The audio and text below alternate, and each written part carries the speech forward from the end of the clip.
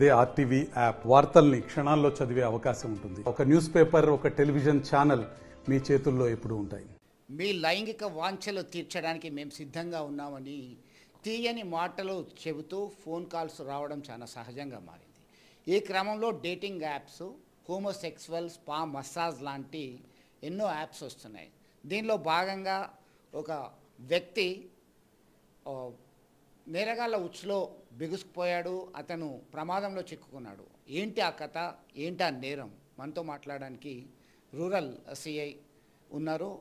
CI గారు చెప్పండి, ఏంటి అసలు ఈ స్పా మసాజ్ పేరుతోని డేటింగ్ యాప్లు పెరుగుతున్నాయి. ఇటీవల కాలంలో మంచిర్యాల నుంచి ఒక అబ్బాయి వచ్చాడు లైంగిక వాంఛ తీర్చుకోవడానికని. ఆయనని చితకబాది ప్రాణాపాయ స్థితిలోకి వచ్చిన తర్వాత బతుకు జీవుడా అని వెళ్ళిపోయాడు. తాజాగా కరీంనగర్ చింతకుంట లేదా హాస్టల్లో ఉంటున్నటువంటి మరొక యువకుడు కూడా ఈ dating app homosexual, spa massage పేరు మీద సేవలు అందిస్తున్నటువంటి క్రమంలో అతనే బాధితుడిగా మారినటువంటి పరిస్థితి.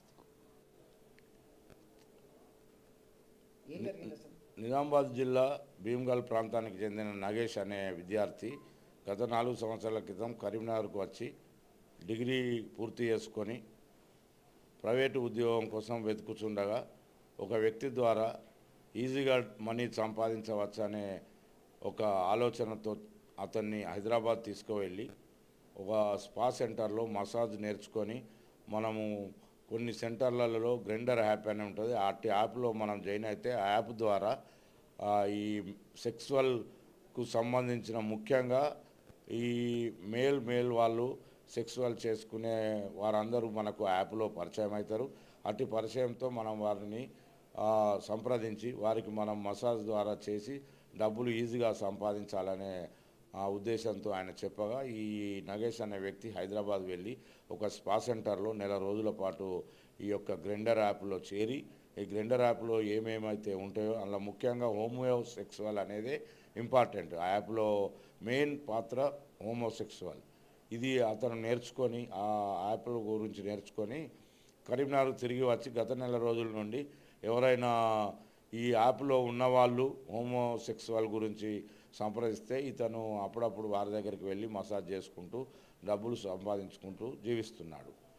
ఇదే క్రమంలో తేదీ 4వ తారీఖు రోజు నాడు రాత్రి సమయంలో ఒక వ్యక్తి ఈ యాప్లో ఈ నంబర్కు ఫోన్ చేసి నాకు హోమోసెక్సువల్ కావాలి, మసాజ్ చేయాలని చెప్పి కోరగా నీకు డబ్బులు ఇస్తానని చెప్పగా ఇతను డబ్బులకు ఆశపడి మసాజ్ చేస్తానని ఒప్పుకొని అడ్రస్ చెప్పగా ఇతను ర్యాపిడ్ ఒక బుక్ చేసుకొని అట్టి వాహనంపై బొమ్మకల్ రేడియో స్టేషన్ వద్దకు వెళ్ళగా అచ్చట ఫోన్ చేసిన వ్యక్తి కలిసి నేనే నిన్ను రమ్మన్నానని చెప్పి అతన్ని ఆ చెట్ల పొదలోకి తీసుకుపోయి నువ్వు ఈ గ్రైండర్ యాప్లో ఉండి ఇంతకాలం నుండి ఎన్ని డబ్బులు సంపాదించినావు అని చెప్పి అతన్ని చేతులతో కొట్టి బెదిరించి అతన్ని బలవంతం చేయబోగా ఇంకొక 2 వ్యక్తులు వచ్చి అతన్ని పట్టుకొని చేతులతోని బూతులు తిట్టుకుంటూ ఇష్టం వచ్చినట్లు కొట్టి మాకు డబ్బులు ఇవ్వాలి అని చెప్పి బెదిరించగా అతను నా దగ్గర డబ్బులు లేవు, 2000 మాత్రమే ఉన్నాయని చెప్పి అతని జేబులో నుంచి 2000 రూపాయలు ఇచ్చినాడు. మరియు ఇంకా డబ్బులు కావాలని లేకపోతే చంపుతామని బెదిరించగా వారికి భయపడి నగేష్ అనే వ్యక్తి అతని ఫోన్లో ఉన్న డబ్బులను ఫోన్పే ద్వారా ఆ 3 వ్యక్తులలో ఒక వ్యక్తికి అతను ఆ డబ్బులు 15,000 రూపాయలు పంపించినాడు. మరియు అతని చేతికి ఉన్న గడియారం కూడా కావాలని బెదిరించగా వారికి ఆ గడియారం కూడా ఇచ్చినాడు. వాళ్ళు అవన్నీ తీసుకొని అక్కడి నుంచి అతన్ని వదిలిపెట్టి పారిపోయినారు. ఆయన భయంతో వెళ్ళి ఆయన నివాసం ఉంటున్న ఎస్సీ హాస్టల్ రామ్నగర్కు వెళ్ళి పడుకొని తెల్లవారి కూడా పోలీస్ స్టేషన్లో చెప్తే ఏమవుతుందో అని చెప్పి భయపడి ఉద్దేశంతో రాలే.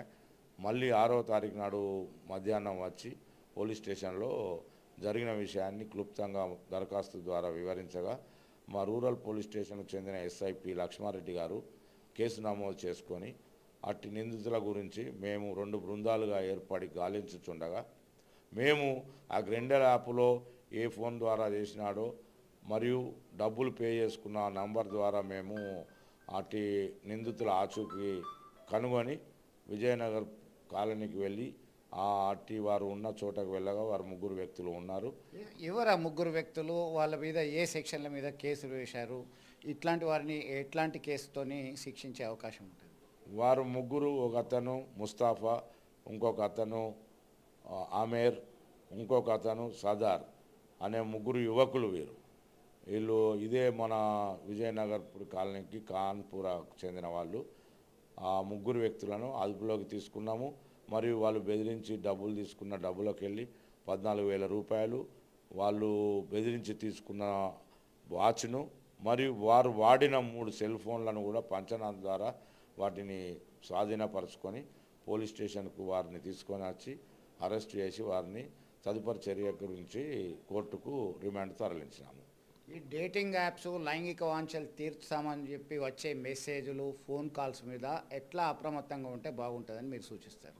మేము మా పోలీస్ తరఫున మేము విజ్ఞప్తి చేయనది ఏమనగా యువతి యువకులు మెయిన్ విద్యార్థులు మరియు గ్రామాలలో నివసించే యువకులు ప్రతి వ్యక్తి దగ్గర ఈరోజు అందరికీ సెల్ ఫోన్లు వాడుతున్నారు కాబట్టి గ్రైండర్ యాప్ అనేది ఈ టీవీలలో పేపర్లలో కూడా వస్తున్నది కాబట్టి అందరూ అప్రమత్తంగా ఉండి అట్టి యాప్ను డౌన్లోడ్ చేయకుండా ఉంటే బాగుంటుందని చెప్పేసి మా పోలీసుల విజ్ఞప్తి. ఇట్టి యాప్లలో చేరి అనవసరంగా ఏవో ఆశలు చూపించి అట్టి ఆశలకు మనం లొంగి మనము ఏదో ఆశపడి డబ్బులు ఇస్తే మనం ఏమో చేసుకోవచ్చు అనే ఉద్దేశంతో పోతే మన డబ్బులే తీసుకొని వాళ్ళు ఇట్లా బెదిరించి డబ్బులు వసూలు చేసి చంపుతామని బెదిరించి అవసరమైతే కొట్టి తీసుకుంటున్నారు. కాబట్టి మీరు దయచేసి ప్రజలందరూ అప్రమత్తంగా ఉండాలని చెప్పేసి ముఖ్యంగా మొన్ననే ఇటీవలి కాలంలో మంచిర్యాలకు చెందిన ఒక వ్యక్తిని ఇదే విధంగా మగ వ్యక్తి ఆడ వ్యక్తి గొంతు టైపు మాట్లాడి నేను నీతో సెక్స్